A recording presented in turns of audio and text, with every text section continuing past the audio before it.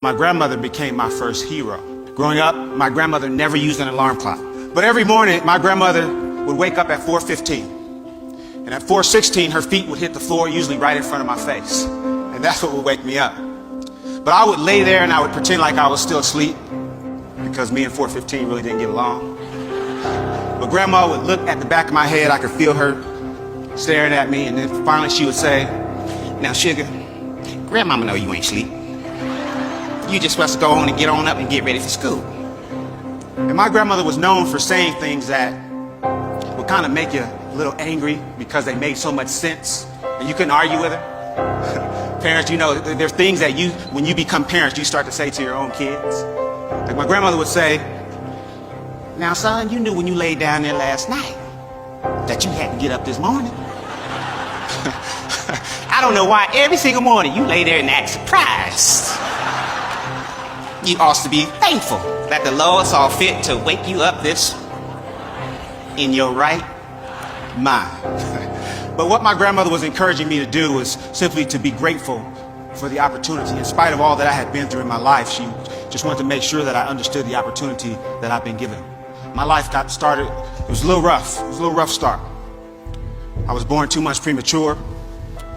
My mother was walking up a flight of stairs, and she didn't know this at the time, but a woman she had had an argument with earlier was standing above her holding a pot of boiling water. As my mom made her way up those stairs, that woman dumped that water onto my mom and sent her tumbling down the stairs and into premature labor. She received third-degree burns to over 25% of her body. And when we were finally allowed to leave the hospital, as you can imagine, my mom was in a great deal of pain. Those burns just barely missed her face and covered most of the front of her body. So when we got home, she began taking a heavy sedative, pain medication, to help her recover. When she took that medication, it was very difficult for her to watch me, so I would bounce around a lot. I'd stay with my mom for a little bit, and then I'd go stay with grandma, and I'd stay with some neighbors, aunties, and then back to my mother's house. I did that for the first 3 years of my life. When I was 3 years old, I was back at my mom's house, and I got into her purse, I found that medication, I swallowed everything in the bottle. When they found me, they rushed me to the hospital, and my heart would stop, and eventually I went into a coma. But because of that accident, because of that incident, the state of California, they did an investigation. And the conclusion that they came to was that it wasn't an accident. They removed me from my mother's home. I was made a ward of the state, and eventually I went into the foster care system. Shortly after I arrived to one of my foster homes, my foster mom, her name was Miss Alexander. Miss Alexander began locking me inside the closet with no light. She'd open the closet door, she'd kick me, hit me with a stick or a strap or whatever she had. It was while I was in that foster home that I was sexually abused for the first time in my life. And oftentimes people will ask, you know, if that has to be the worst thing that could happen to someone. I have scars on my body that you can't see. I have a burn here on my hand that she put there with an iron. But all of that pain went away. The worst thing that Mrs. Alexander would do is she would open the closet door, she would stand over me, and she would say, "You're stupid and you ain't gonna ever amount to nothing." And that hurt me more than any of the physical kicks or the physical pain, because I believed it for a long time. I believed that I would never amount to anything, just like she said. I didn't know this at the time, I found out a little bit later, but my grandmother, my hero, she had started going back and forth to court, trying to prove that she could take care of an active, handsome little boy. And eventually the state of California, they granted her full custody of me. And I'll never forget standing on Miss Alexander's front porch waiting. She had my little belongings, everything that I had. I remember standing there, it may have only been a half an hour, but it felt like an eternity, and I can remember thinking maybe no one's coming. But after a while, at the end of the block, I see the ugliest car I've ever seen in my life. And the car pulls up right in front of the porch, and I remember all I could see are these two big glasses, bifocals. And I found out later that grandma had glaucoma, she wasn't even supposed to be driving. But she gets out of that big car, and she's got on this white floppy hat with this, it was a flower right there in the middle. And I remember she had on this long white dress that came all the way down to her ankles. And I found out later that, you know, that was grandma's Sunday best. It was an outfit that she only reserved for special occasions. And I can remember for once in my life feeling like I was some special occasion. I remember jumping into Grandma's arms and squeezing her, and I remember her whispering and saying to me, everything's okay. You're family. And everything was okay, just like Grandmother said. And I had a lot to look forward to. I found out that my mom was going to court trying to prove that she could take care of me. And I can remember sitting there with my mother, and we talk, and we had a lot of different conversations. One thing I can remember saying, Mama, you know, one day when I get big, I'm gonna buy you a nice house with a fireplace. I said, Mama, one day I'm gonna buy you a nice car. Not like Grandmama, so I'm gonna get you a nice one. But the truth is, I just really wanted to become a family again, and that's what I looked forward to.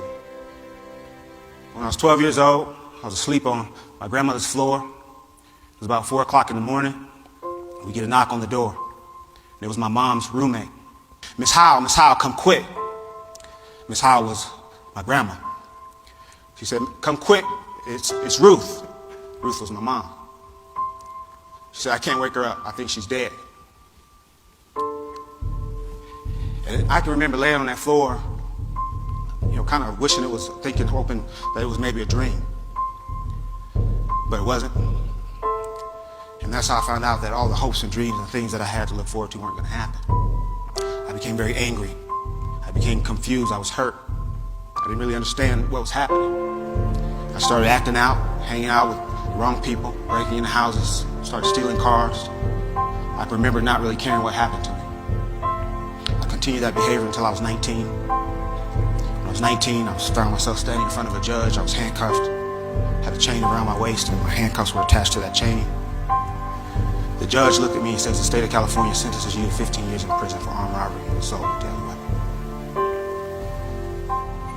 That day, when that door closed behind me for the first time as a convicted felon, I remember standing in that empty cell. I remember my knees started to get weak and they started to shake uncontrollably. I collapsed and I fell to the floor, and I just started crying alone. I can remember hearing voices. Heard the voice of my foster mom saying, you're stupid, you ain't gonna never amount to nothing. Heard the voice of family members and friends of family that said, that boy's gonna end up just like his father. My father was a career criminal, he died in prison. I can remember laying there thinking to myself that this is where I'm gonna die. But here's what happened that would change my life. Shortly after I arrived to that prison, there was an educator there. His name was Charles Lyles, 6'3", ex-Marine.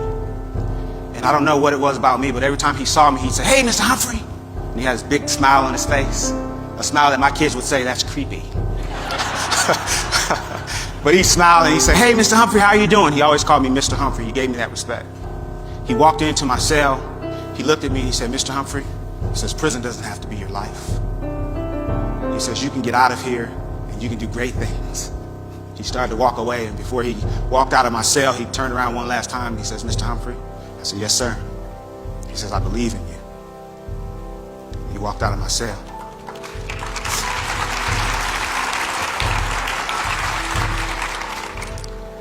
And if he had continued to stand there, he would have seen the tears running down my face, because no one had ever said that to me. But I remember thinking to myself, I'm going to make some changes, and I'm going to change my life.